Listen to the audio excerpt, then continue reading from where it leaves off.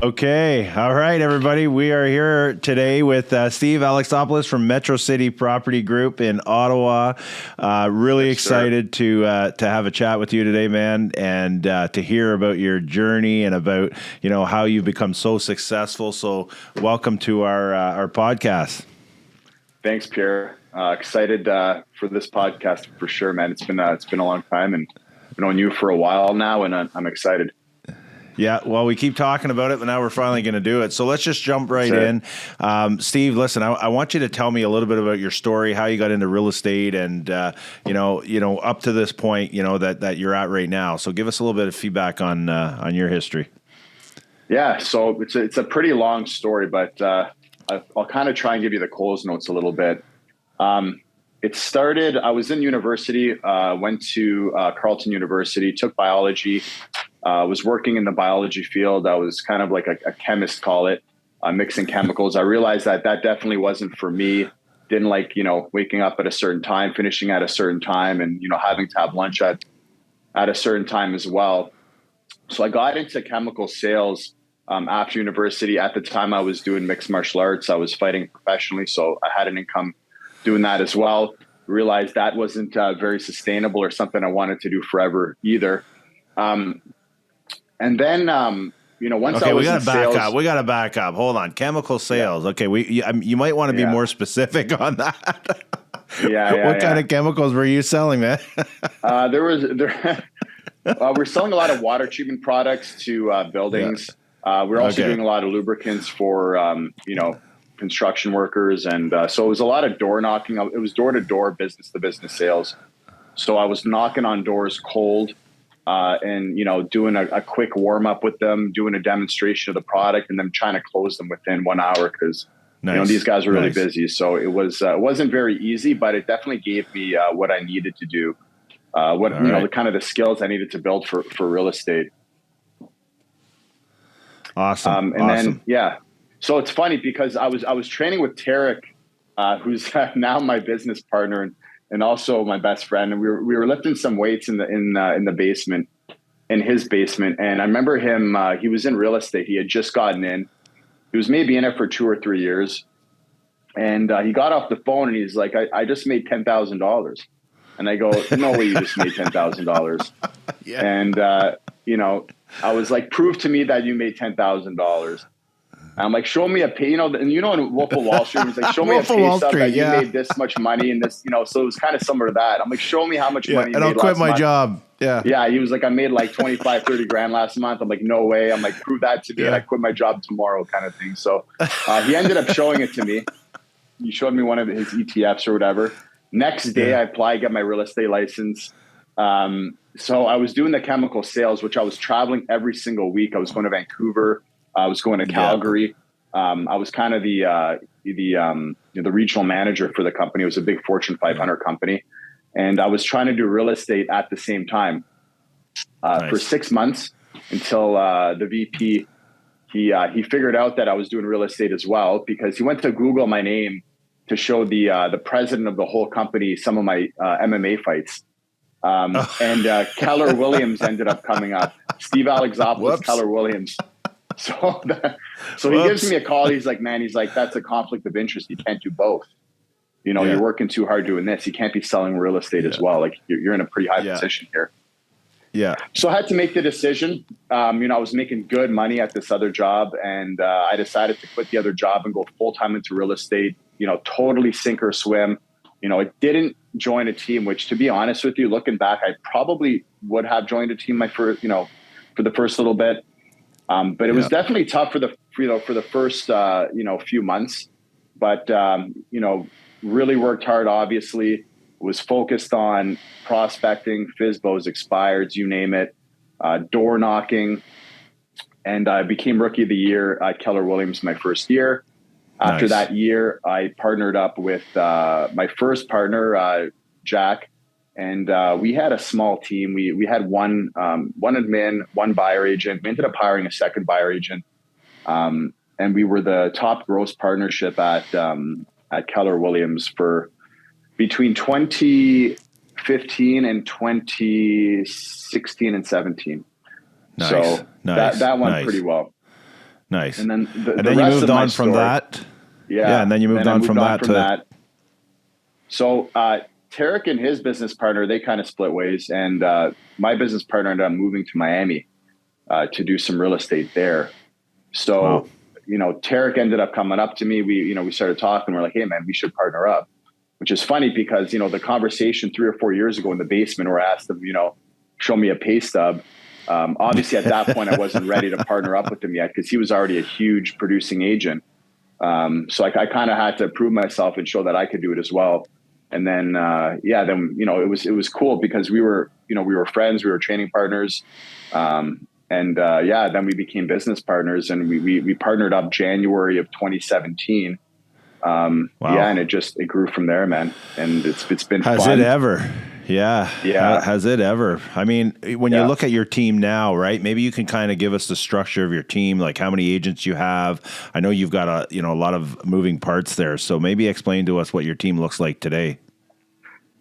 Yeah. So we got 3 administrative assistants. We have Sarah, our operations manager, who, she really focuses on the back end, and, she's kind of without her, man, she really helps us out big time. And she's been a pivotal part of our growth. Absolutely.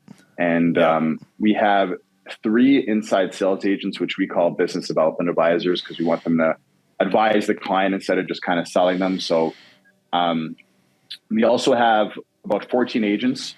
So myself, Tarek, and, all of us are about 14 agents right now. And we're doing just shy of about 400 transactions for the last couple of years. Yeah. So absolutely killing it, right? So, all right. So for people out there that are looking, because, a lot of people are wondering, how do we start teams? How do we, what's the first hire? Then how do we scale it and everything else? Now, obviously you've done both. You had a smaller team prior to that. Now you have a bigger team with a partner, right? Because you and Tarek are partners in this. So, if you were a brand new agent, well, not a brand new agent, but let's say an agent that's doing a bunch of deals and now they're looking to scale, they're looking to get to that next level. What would you say is their first move that they would need? Like, let's say their first 3 moves that they would need to make, in order to, Yeah. So, I mean, the first move is, I think you need to get busy enough where you need the help. You have to have a certain amount of listings, a certain amount of buyers. But, if you're really looking to build a team, you need to focus on the listings. So, I mean, you've heard it before, you got a list to exist. The more listings you have, the more control you have, and the more buyers you're going to bring, because obviously, listings attract buyers. So I would focus first on doing whatever it takes to get as many listings as possible through prospecting, maybe internet leads, cold calling, obviously your sphere, reaching out to your sphere, and obviously past clients. Yeah. So you really need to focus on that to generate listings, list to exist.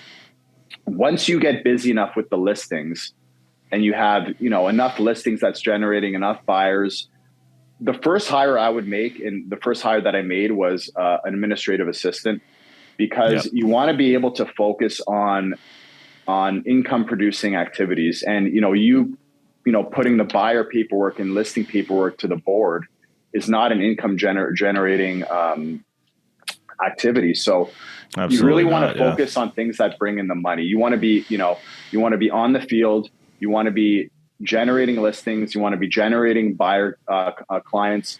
And you want to have somebody doing everything else so that you can focus 100% on that. Mm-hmm.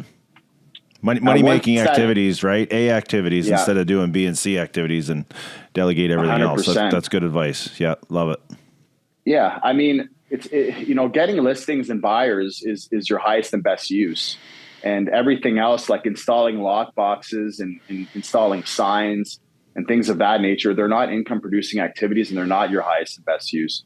So you want to just, pass that off, and you want to leverage yourself as much as possible so that you can focus on the income producing activities.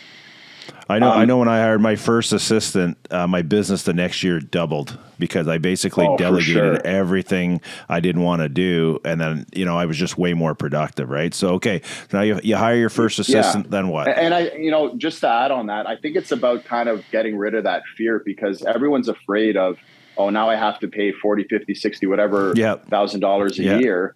And they're scared of that because it's going to come out of their pockets. But really, it's just going to 10x your business for sure. Absolutely. So you kind of got to get Absolutely. over that fear and just kind of take that leap of faith. 100%. Also, it's going to force you to sell more too, right? The more money you're spending a lot of the time, if you don't produce, you're in deep trouble. So it's going to kind of change your mindset and get you in a more of an abundant mindset, right? 100%. The third thing I would do is, I would get your first buyer agent. And, I used to think, and when we first started off, buyer agent meant, you're only doing buyer deals, but we've kind of shifted from that. And, 3 or 4 years ago, we shifted from that, and they do listings as well. So they're not just buyer agents, they're your actual partners. And, they're actually helping you get listings and buyers, because it's going to help with retention, and it's going to make your team grow faster and bigger. Don't have them. This is my opinion. Don't just have them. And this is what's worked for me and worked for us, but I would have them doing everything: listings, buyers, investors, because if they're more well-rounded and they're making more money, they're probably going to stay with you a lot longer. So you kind of got to look at the big picture as opposed to just what's going to make you more money in the short term. Yep. No, I love it. All right. So that's good. All right. Now let's change gears a bit. What's the funniest thing that's ever happened to you in real estate? How long have you been doing this now? 8 or 9 years now. So I got licensed in 2013. Yeah. So because we get crazy shit happening.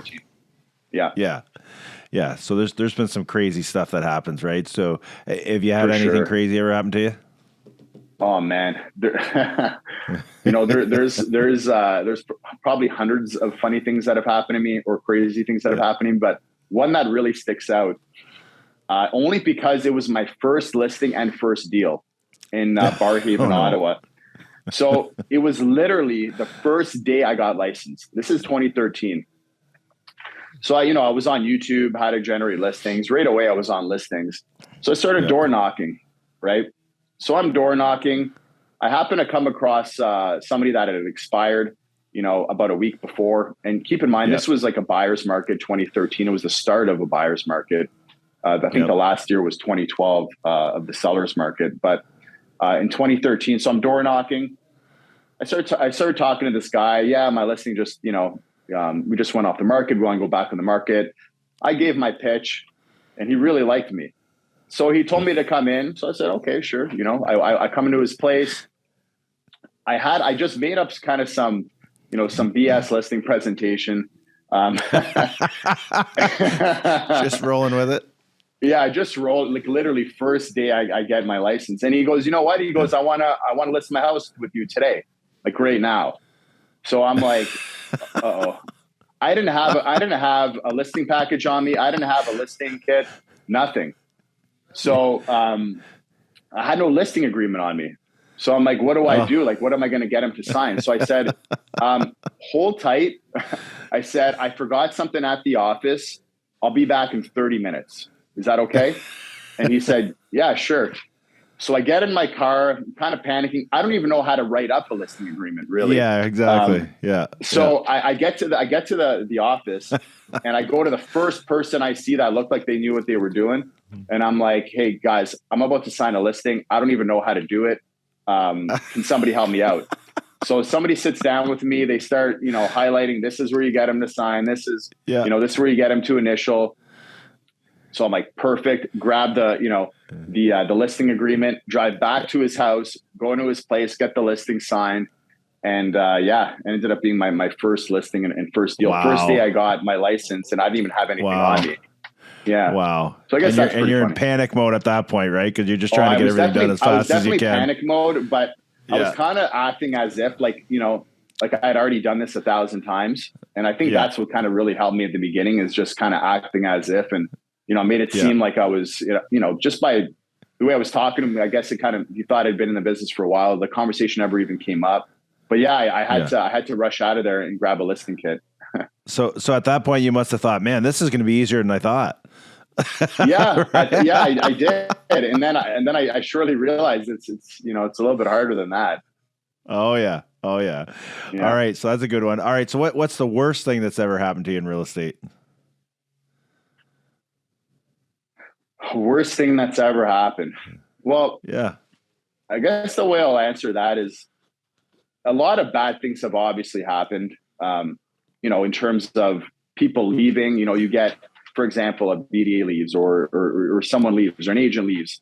And, but what I found is most of the time when something bad happens, over time, it gets replaced by something better. So, Good one. I don't want to say that, what's the worst thing that's happened, because maybe I'm lucky or, but every time something bad has happened, it ended up turning into, something that replaced it that was way better. Yeah.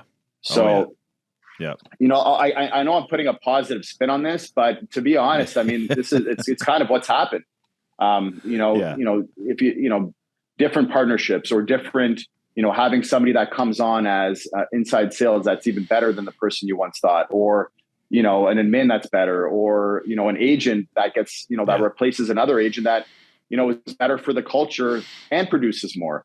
So you just gotta, when something bad happens, you just gotta be prepared to do whatever you can and to make it better. And if you really believe that that's going to happen, it usually happens. And I mean, all the bad things that have happened have been replaced with good things. So yeah.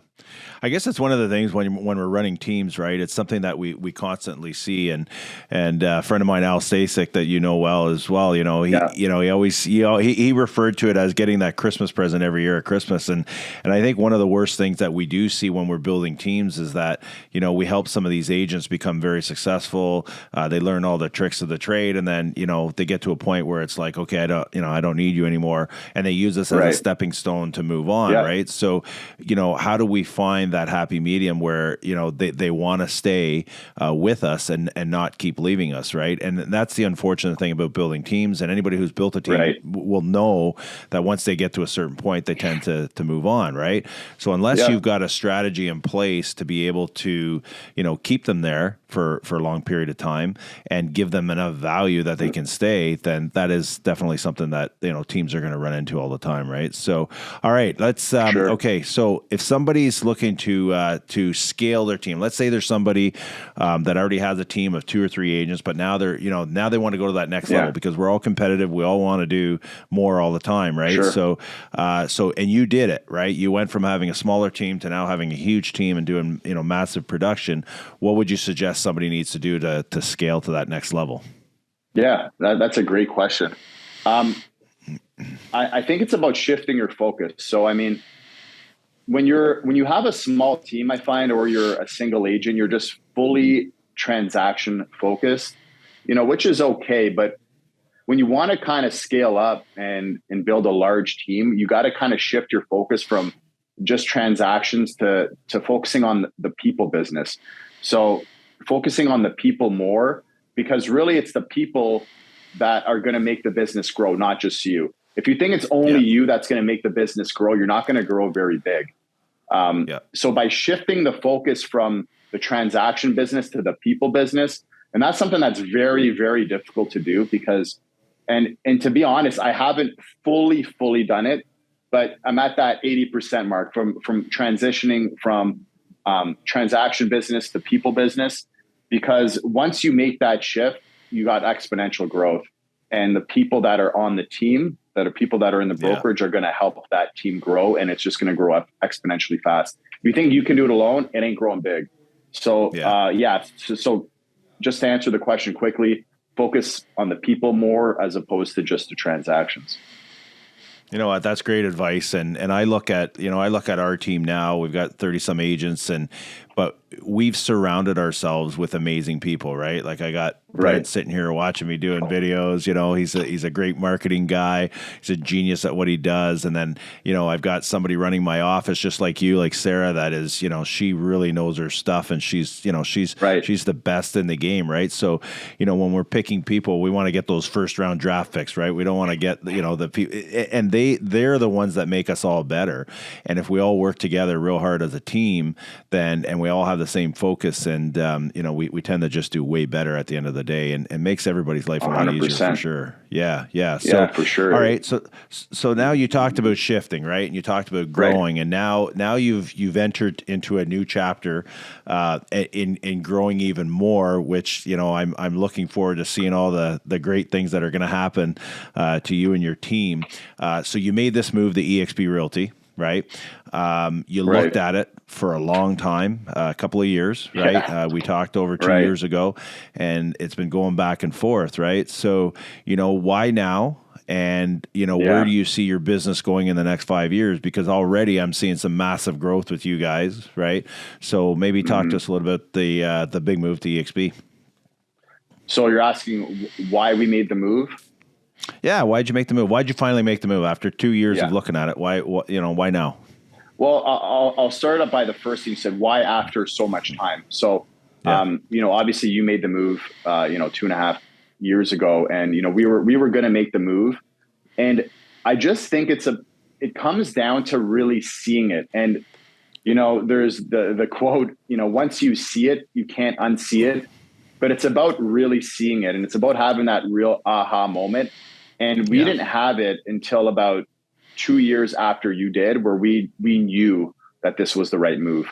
Before we were pretty sure, but something clicked kind of out of nowhere. And it happened together with myself and Tarek, where we're like, this is the right move. And we're sure about it. And we just made the switch.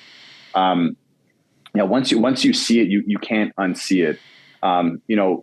I kind of wish we would have done it sooner, to be honest. But at the same time, I mean, it really comes down to the timing as well. The timing was 100% right when we did it. And it's just one of those things where, it's kind of maybe it's our destiny, right? Now, the second part of the question, why we did it, and it's kind of a two-pronged answer, is the first one is it's better for the agents. For example, when I was at other brokerages, Keller Williams, Remax, we were all top producing agents, and, we got a bunch of trophies. We got a bunch of medals. We weren't even trophies. They were plaques. We got plaques. Yeah. We got plaques with a little circle thing that, I never really even added into the plaque, which is great and all. But, over time, you just kind of stop caring about that stuff. And, you've won a bunch of awards now. You've become platinum this, platinum that, whatever. But they never gave me a dime. Okay. No. And that's the reality. So for the agents, they get their whole cap back once they become an icon agent. And they're giving you cash, in the form of stock, which is unbelievable. So they're actually putting money back into your pocket. Those other brokerages never put money back into my pocket. And I really had to ask myself, and we all had to ask ourselves, like, what are they really doing for us, right? Other than giving us a logo that we could use, that we didn't even really use that much, right? So it's better for the agents in that regard. They're getting their whole cap back. There's other income. There's other methods of producing income, not just selling a property. Right. So it's giving people other options to make money, streams. Whether that's there's multiple streams of income, whether that's in the stocks, whether that's in recruitment. It's giving people other methods of generating income, which is huge. Right. Yeah. And not only that, it's not just the money, but it makes the business more exciting. I mean, I ended up getting kind of a second wave of motivation. I mean, listen, you get to a point, you keep selling, and you're just like, you're just waiting for the next home to sell. Is that really something you want to be doing forever? Or do you want to focus on other parts of the business, like coaching, recruitment? It really makes the business exciting again. And it kind of gave me kind of a breath of fresh air where, I was able to kind of realign myself again with my why. And, why am I doing this? And, getting out of bed and doing this job now is a heck of a lot more fun. And it's not just more fun because of the different streams. It's a lot more fun because of the people.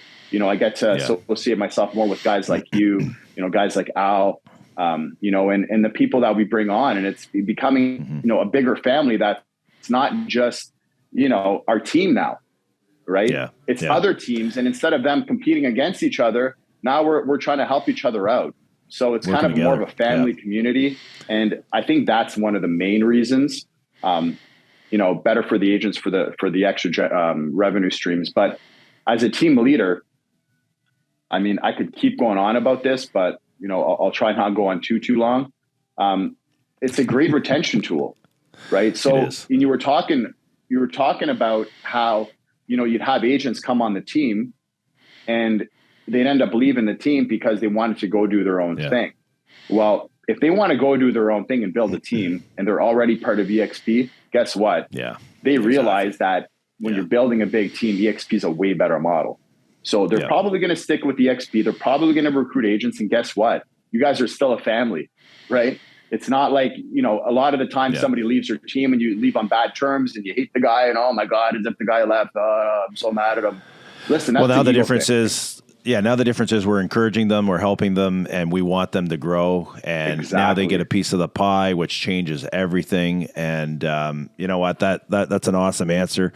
Anyways, listen, Steve, we're running out of time. I know I've taken up a lot of your time. I really appreciate you being here today. Absolutely awesome. If you guys want to reach out to Steve, the number and the link will be below that you can reach out to him, ask him all your questions about EXP, how to build a team. He's a great coach. He's a great mentor. He's doing huge things, and I can't wait to see what the next 12 months brings, because there's a lot of big things happening, and I can't wait. So thanks again, Steve, for joining us today. Hey, thanks, Pierre. Always a pleasure.